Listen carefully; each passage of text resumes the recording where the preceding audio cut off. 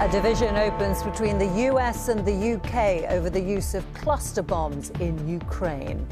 As President Zelensky marks 500 days since Russia's invasion, Washington has agreed to supply the controversial munitions, but Rishi Sunak today confirmed the UK remains opposed to their deployment. The UK is signatory to a convention which prohibits the production or use of cluster munitions and discourages their use. Also today, an unnamed BBC presenter is accused of paying a teenager for explicit images.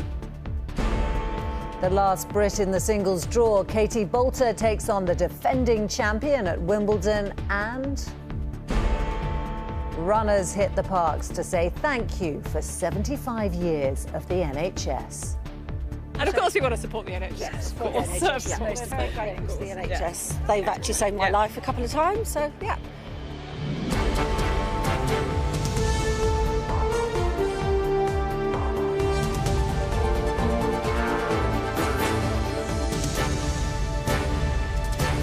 This is ITV News with Romilly Weeks. Good evening. The Prime Minister has made clear Britain's objection to the use of cluster bombs after the US announced it would supply the controversial weapons to Ukraine. President Biden defended the decision, saying the country risks running out of ammunition as the war with Russia reached its 500th day. The weapons are banned in more than 120 countries, including the UK, because of the risk they pose to civilians. Rishi Sunak said today the government discourages their use but will continue to send tanks and long-range weapons. Jay Akbar reports. 500 days of war has meant 500 days of resistance. To mark the milestone, Ukraine's president travelled to a place which embodies Ukraine's defiance. The Russians took Snake Island on the very first day of the invasion. 4 months later, Ukraine took it back. This small piece of land in the middle of the Black Sea is proof that Ukraine will regain every part of its territory. We will definitely win. Ukraine has defied the odds in this war, retaking territory and pushing back Russian troops. But a one-month-old counter-offensive has stalled, and it relies heavily on the West for weaponry. Soon they'll be armed with more of these. Cluster bombs, donated by the United States, banned by more than 100 countries. Human rights groups have branded these munitions abhorrent. Joe Biden says they're necessary for an army running out of ammunition. They either have the weapons to stop the Russians now keep them from stopping the Ukrainian offensive through these areas, or they don't, and I think they needed them. The move is dividing opinion among America's allies, and this is why. When fired, the munitions scatter small explosives over a wide area. They can kill indiscriminately, and some don't explode right away. They sit dormant until they're picked up or trodden on, posing a risk to civilians. The UK is signatory to a convention which prohibits the production or use of cluster munitions and discourages their use. We will continue to do our part to support Ukraine against Russia's illegal and unprovoked invasion. Another signatory, Spain, said they should not be used no matter the end result. But fellow member Germany at least sympathises. We are dealing with a special situation here. Ukraine uses ammunition to protect its own civilian population. The issue of cluster bombs will be high on the agenda when Joe Biden meets the Prime Minister on Monday and at the NATO summit in Lithuania later in the week. Even if it reinvigorates Ukraine's counter-offensive, there are those who will ask, at what cost? Jay Akbar, ITV News. The BBC has said it takes any allegations very seriously after it was reported one of its high-profile presenters paid a teenager for explicit pictures. According to the Sun newspaper, the unnamed star, who's thought to be a household name, paid tens of thousands of pounds to the individual starting when they were 17. Our reporter Helen Keenan is outside New Broadcasting House. Helen, what more do we know? Well, this has been revealed in the Sun newspaper, which reported that a well-known BBC presenter has allegedly paid more than £35,000 to a teenager in exchange for sexual images. Now, the presenter and the teenager, neither of which have been named, but we do understand that the BBC are investigating and take these allegations very seriously. Now, we do also understand that it is supposed to be a household name, and we understand that that person is not scheduled to be on air in the coming days. Now, the reports say that the teenager was apparently 17 when the payment started, and they reportedly went on for 3 years. The BBC has released a statement. They say, "We treat any allegations very seriously, and we have processes in place to proactively deal with them. That includes actively attempting to speak to those who have contacted us in order to seek further detail and understanding of the situation." Now, according to the newspaper, the teenager's family complained to the BBC in May, so that was a couple of months ago. And as I said, ITV News understands that the presenter is not scheduled to be on air in the coming days. Helen, thank you for that. The family of Selina Lau, who was killed when a car crashed into an end-of-term school party, has paid tribute to the intelligent and cheeky girl, saying she was adored and loved by everyone. Another 8-year-old girl remains in hospital in a life-threatening condition, as well as a woman who is critical. Today, people have been gathering at the scene, bringing flowers and cards. It's just so devastating, and I think people are just here to process. Obviously, our thoughts turn to the Lau family, of course, and of course to the families of the other children involved and those who were there to witness. They have to come to terms with this as well. Rishi Sunak has insisted giving unaffordable pay rises to public sector workers would be short-sighted as he faces pressure from cabinet ministers to accept the recommendations of pay review bodies. The Prime Minister said he could only give pay awards that abide by his principles of fairness, affordability and responsibility. For more on this, I'm joined by our political correspondent, Tom Sheldrick. Tom, we revealed last night the Education Secretary is fighting for teachers in England to be given a 6.5% pay rise. Pay is becoming a really divisive issue in the Cabinet. That's right. It does appear that there may be some splits within the Cabinet here. The disruption from these pay disputes continued this week with 2 days of strikes by teachers in England who are part of the National Education Union. Now, time and time again over the last year, the government has insisted it had to abide by the recommendations of the independent pay review bodies. It's believed those bodies have now suggested pay rises for this year of around 6% for a range of different public sector workers, and Rishi Sunak was asked today whether he will accept that. I want to do something that is fair and rewards our fantastic public sector workers for their hard work. Also that is affordable, because ultimately our job is to make sure that we can pay for the things that we're spending money on, but also responsible, because everyone can see the economic challenges that we face, particularly with inflation, and it would be incredibly short-sighted of the government to do something that might sound great today, but ultimately just made the inflation problem worse for everybody in the long run. Well, the Prime Minister also said today that no decisions have yet been made. His priority clearly is bringing down stubbornly high inflation, but surely he'll also want to avoid disruption dragging on for too much longer. Already in the diary are 5 days of strikes by junior doctors in England towards the end of next week and 3 days of walkouts by rail workers later in the month. Right, Tom, thank you. More than 600 migrants arrived on UK shores yesterday, the highest number on a single day so far this year. The new Home Office figures bring the number of Channel crossings in 2023 to a provisional total of 12,119. This time last year, that number stood at around 13,000.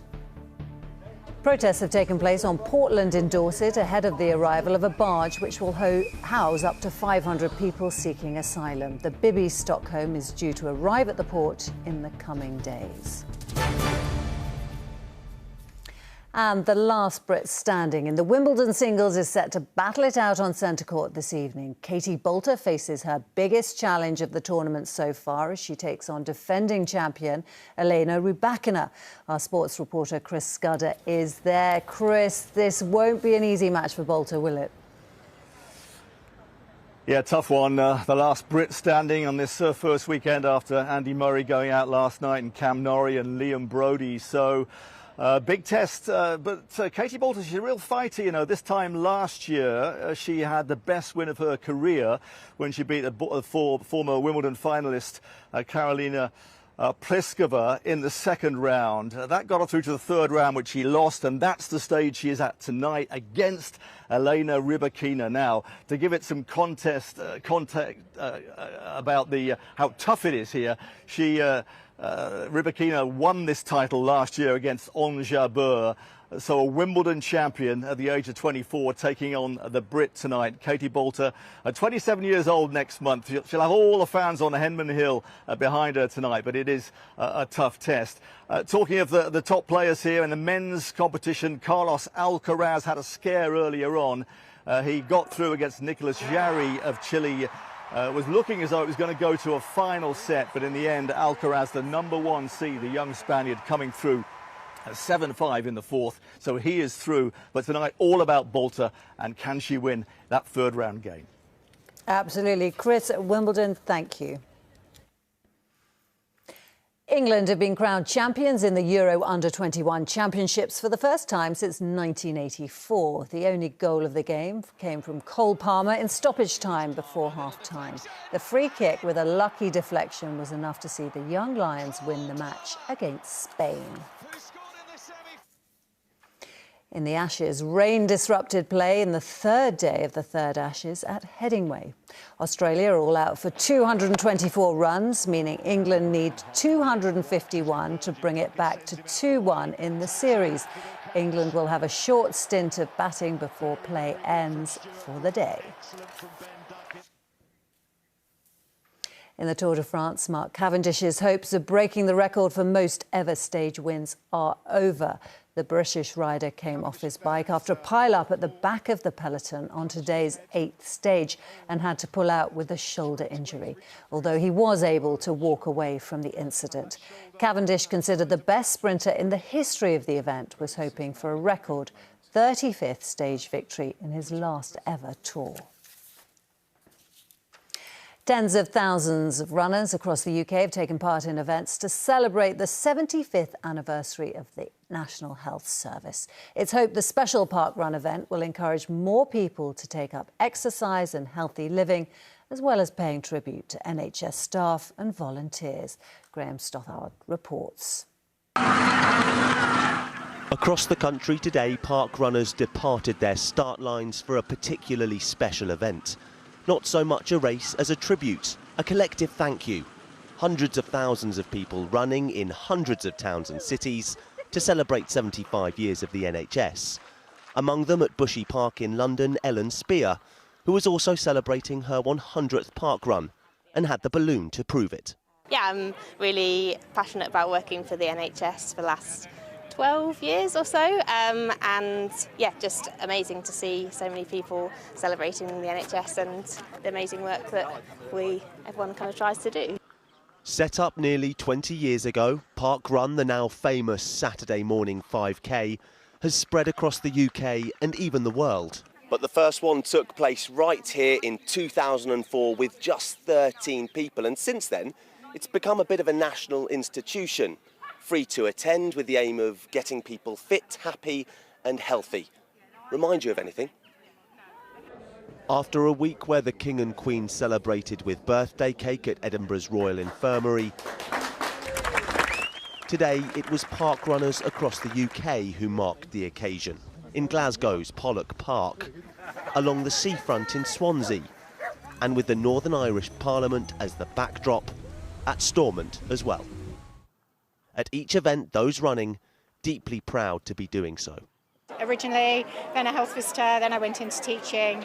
My father-in-law was a GP, so we're keeping on the tradition of the NHS and everything we can do to support it. We're so thankful to have all the amazing cures for stuff, and they help us with everything. Of course we want to support the NHS. Yes, of course. The NHS, yeah. We're very grateful to the NHS. Yeah. They've actually saved my life a couple of times, so yeah. Parkrun can now be prescribed by certain GPs to help people with their physical and mental health. A real vote of confidence. And what greater tribute to the NHS than helping to support it. Graham Stothard, ITV News. That's all from us for now. Goodbye.